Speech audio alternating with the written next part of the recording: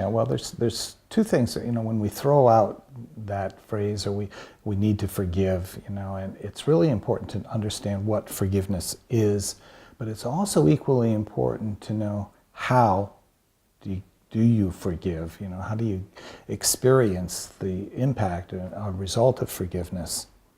So, forgiveness, we've talked about what it's not. It's not condoning, it's not excusing, okay? But it is choosing to be free of the impact of what was done to you. And it's also choosing to commend that person to God's judgment, okay?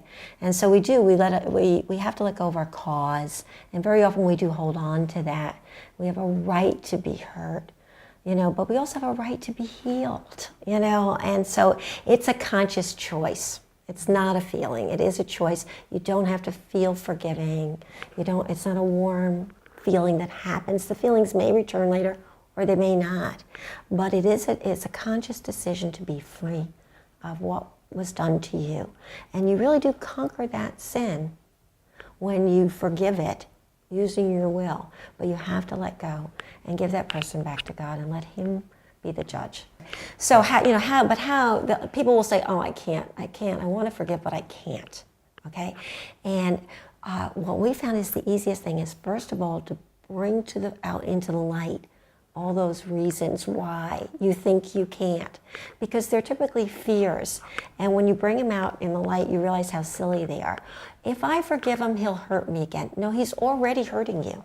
Okay. In fact, because you're hurt, you're tender. It's like when you have a little burn on your arm. If anybody touches it, it hurts. Once it's healed, the same touch doesn't hurt.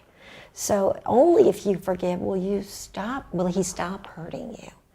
And it's because you expect him to change. That's the other thing is we hold on to it because we think that it's punishing him or her. Actually, anger and hurt, lack of forgiveness do much more damage to the vessel it's being held in than the vessel, than the person it's being aimed at, right?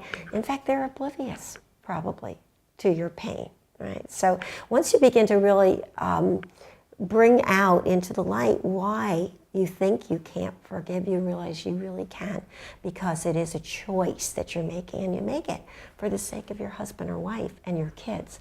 Because you see, we all sin out of our hurts, and we take it out on those around us. They're the ones that are going to get the brunt of it, and there's a concept that professional educators are using called emotional allergies that you bring into marriage. Things, that set your teeth on edge, things that you tend to overreact. We used to call them hot buttons, that set you off. And all they are unresolved hurts, things that you stuff. Because we all, we take a hit, somebody does something or doesn't do something, and it causes us pain. And so, we tend to mull it over, assign motive to it. He did that because he thinks I'm stupid. She did that because she doesn't care about me, until it's so painful that we can't stand it anymore. And then we stuff it and we bury it, but we bury it alive. Anytime anybody does something that sparks the memory of that, up it comes, and now I'm overreacting, and we feel out of control of ourselves, right? So, it's for that kind of freedom that we need to get rid of it. Otherwise, really, the one who's going to get the brunt of it will be Ronnie. In order to choose to forgive, there's a certain realization that that we all need forgiveness. Okay, so we're so focused on the damage that was done to us. Okay, and yet we realize that every one of us was not born a vicious, mean, insensitive person. And just through our human condition, we have behaved in ways that have hurt other people. But we're all in this same condition.